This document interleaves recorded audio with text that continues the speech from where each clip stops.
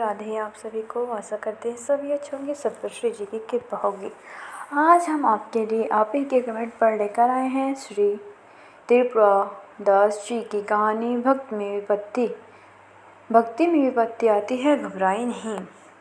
श्री त्रिपुरारी दास जी का जन्म ब्रजमंडल के शेरगढ़ में हुआ था। उनके पिता राजमंत्री थे। बचपन से ही त्रिपुरा दास जी में भक्ति के संस्कार थे। एक बार वे अपने पिता के साथ आगरा से किसी कार्य के लिए गिरिराज गोवर्धन जी आए। यहाँ उन्होंने ठाकुर जी श्रीनाथ जी के दर्शन किए और उनके सुंदर रूप को देखकर बहुत आकर्षित हो गए। उन्होंने यह ठान लिया कि वे अब वापस नहीं जाएंगे, बल्कि रोज इन्हीं के दर्शन करने और इन्हीं के पास रहेंगे। फिर उनके पिता ने वहाँ अपने किसी परिचित से कहा कि यह बालक हठ कर रहा है तो वे उसे कुछ दिन के लिए अपने पास ही रख ले। वे अपने पुत्र को वहीं छोड़कर वापस लौटने के लिए निकल पड़े। रास्ते में कुछ शत्रु दल के सैनिक ने उन्हें घेर लिया, उन्हें मार डाला। भक्तों के जीवन में विपत्ति प्रायः प्रारंभ से ही आती है। जब त्रिपुर दास जी ने सुना कि उनके पिता को शत्रु दल ने मार डाला है तो उन्होंने श्रीनाथ जी की ओर देखा और कहा, अब आप ही मेरे पिता, मित्र और मेरे सब कुछ हो। उनके हृदय में गहरा आनंद हुआ कि उनका नाम मात्र का पिता अंतर्ध्यान हो गया, लेकिन उनका अपना वास्तविक पिता जो अनंत जन्मों से उनका साथ देने वाले हैं से संबंध बन गया। अब उनके केवल श्रीनाथ जी पर ही विश्वास था और वे निश्चित हो गए। वे रोज प्रभु के सामने भाव विभोर होकर रोते थे। और नेक्स्ट हम आपके कमेंट पर लेकर आए हैं त्रिपुरा दास जी को मिले महाप्रभु वल्लभाचार्य जी की सानिध्य है। एक दिन जब वल्लभाचार्य महाप्रभु, जिन्होंने श्रीनाथ जी को प्रकट किया था, ठाकुर जी की सेवा में आए तो उन्होंने देखा कि यह बालक ठाकुर जी को देखकर रोता रहता है। वल्लभाचार्य जी ने अपने अनुयायी से पूछा और उन्हें बताया कि वह एक राजमंत्री का पुत्र है जिसके पिता यात्रा के दौरान मारे गए और वह श्रीनाथ जी में बहुत आसक्त है। त्रिपुरदास जी ने श्री वल्लभाचार्य जी को साष्टांग दंडवत किया और कहा, प्रभु मैं एक अनाथ बालक हूँ और मेरे नाथ केवल श्रीनाथ जी ही है, मुझे स्वीकार कीजिए। वल्लभाचार्य जी बहुत प्रसन्न हुए और उन्होंने त्रिपुरदास जी को दीक्षा दे दी।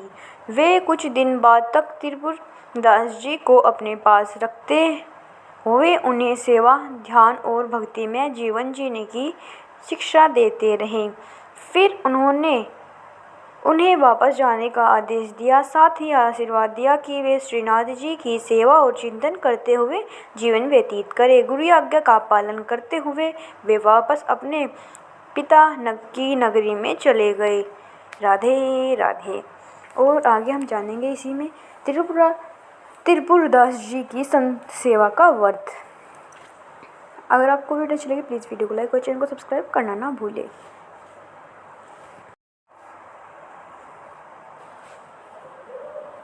जी की व्रत कथा।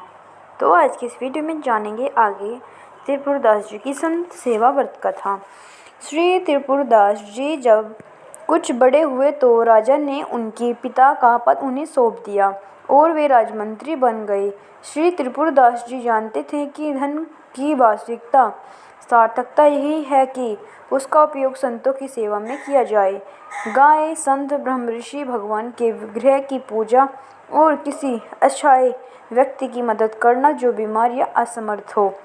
इनमें जो धन खर्च होता है वह आपके भाग्य के बैंक खाते में जमा हो जाता है। बैंक खाते में जमा हो जाता है। यह आपको ब्याज सहित वापस मिलेगा और हमारे प्रभु के बैंक में ब्याज बहुत अधिक है। 1 रुपया पर लाखों गुना ब्याज जो आप देखते हैं कि कोई बड़ा पद प्राप्त करता है या कोई राजा बन जाता है। वह सब पूर्व जन्म में किए गए अच्छे कार्यों का फल है। लेकिन आजकल इस बैंक में विश्वास रखने वाले लोग बहुत कम हैं। त्रिपुरदास जी ने यह निश्चय किया कि राजमंत्री पद से भी जो धन प्राप्त होगा उसे वे केवल संतों की सेवा और भगवत सेवा में ही उपयोग करेंगे। उन्होंने यह नियम लिया कि हर वर्ष सर्दियों में श्रीनाथ जी के लिए रत्नों और हीरों से सुसज्जित एक पोशाक बनवाकर भेजेंगे। त्रिपुरदास जी के घर रोज संतों की सेवा होती। रोज संत आते और प्रसाद प्राप्त करते। श्रीनाथ जी भी बहुत खुश होकर वह पोशाक धारण करते।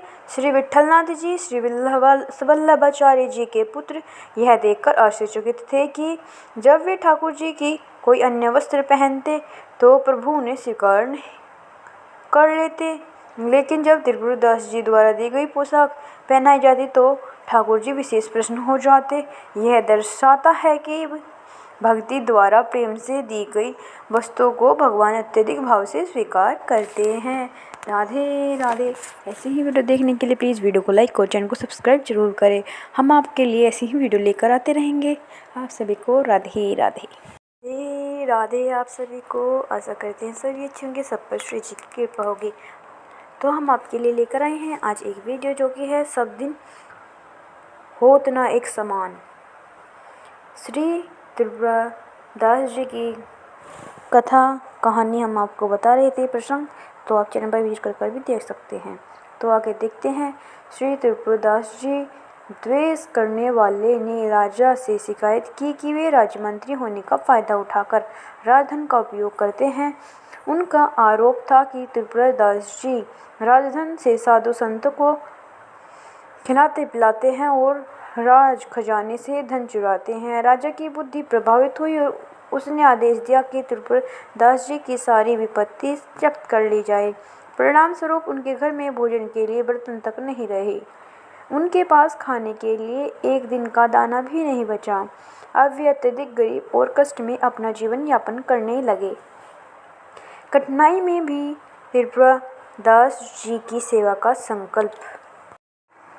अब सर्दी की ऋतु आई और श्री त्रिपुरदास जी ने हर साल की तरह श्रीनाथ जी के लिए पोशाक भेजने का प्रण लिया था।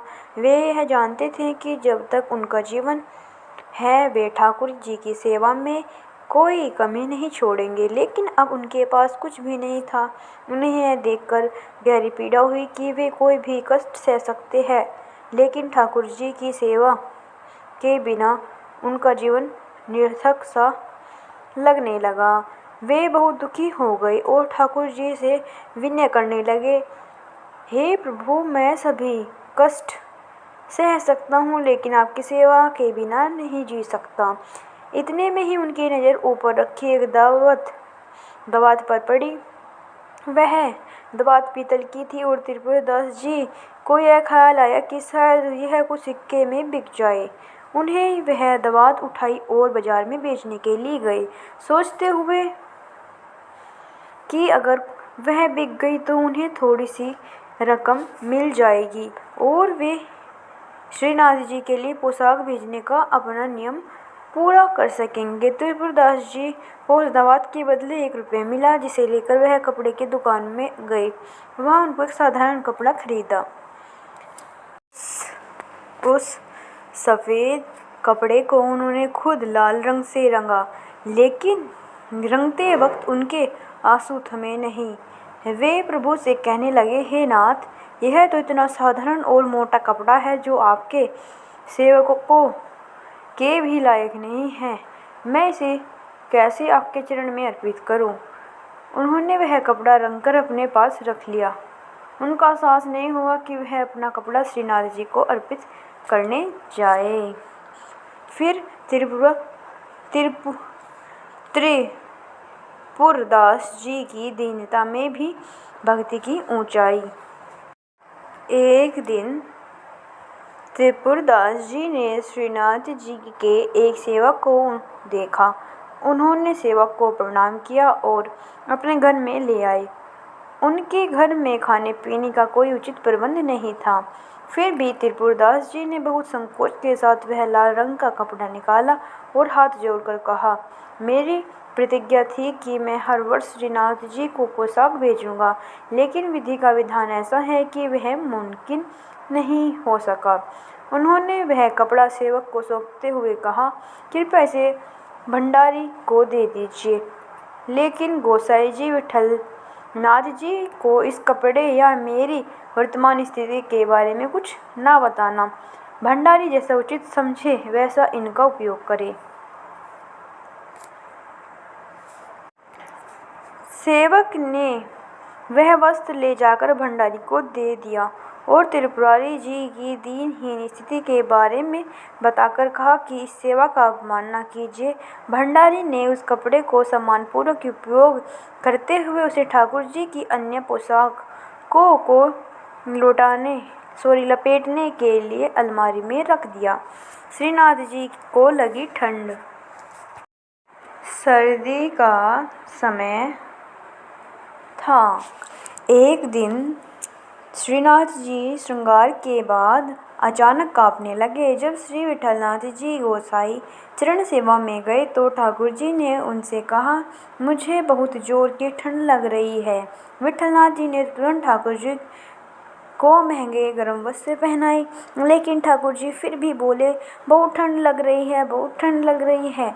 इस पर श्री विठलनाथ जी ने तुरंत अंगीठी जलाकर ठाकुर जी के पास रखी, लेकिन ठाकुर जी फिर भी कांपते हुए बोले, मुझे बहुत ठंड लग रही है।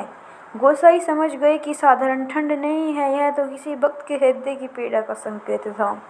गोसाई जी बहुत संकुचित होकर बोले, प्रभु अब क्या उपाय करूं? मैंने आपको गर्म पोशाक पहना दी और अंगीठी भी आपके पास रख दी, फिर भी आप कह रही हैं कि आपको ठंड लग रही है। त्रिपुर दास जी पर श्रीनाथ जी की कृपा। श्रीनाथ जी की जय। त्रिपुरदास जी पर श्रीनाथ जी की कृपा। विठलनाथ जी को विचार आया कि किसी भक्त के भेजे हुए वस्त्र का अपमान तो नहीं हो रहा है। उन्होंने सेवक को बुलाकर कहा, तत्काल वही खाता लाओ और देखो कि किस वर्ष किस किस की पोशाक आई है और उन किसी की नहीं आई है। सेवकों ने भाई खाते में से सभी नाम सुनाए, लेकिन श्री त्रिपुरदास जी का नाम उसमें नहीं था। विठलनाथ जी ने पूछा, आपने त्रिपुरदास जी का नाम क्यों नहीं सुनाया? वे तो हर वर्ष ठाकुर जी के लिए पोशाक भेजते थे, क्या इस वर्ष उन्होंने कुछ नहीं भेजा? सेवकों ने कब बताया, राजा द्वारा उनका सारा धन नष्ट किया गया, उनका सब कुछ छीन लिया गया। विठलनाथ जी ने फिर पूछा, क्या इस वर्ष उन्होंने कुछ भेजा? सेवकों ने उत्तर दिया, उन्होंने केवल एक लाल रंग का साधारण वस्त्र भेजा जो ठाकुर जी की पोशाक लायक नहीं था, इसलिए हमने उसे पोशाक को लपेटने के लिए इस्तेमाल किया और उन्हें अलमारी में रख दिया। विठलनाथ जी ने तुरंत समझ लिया कि ठाकुर जी को ठंड लगने की वजह यही थी। उन्होंने तुरंत दर्जी को बुलाया और साधारण कपड़े से ठाकुर जी के लिए एक सुंदर पोशाक बनवाई। जैसे ही ठाकुर जी ने वह पोशाक धारण की, वह मुस्कुराए और बोले, हाँ अब मेरी सर्दी दूर हो गई। निष्कर्ष, हमारे ठाकुर जी बड़े रिझावर हैं।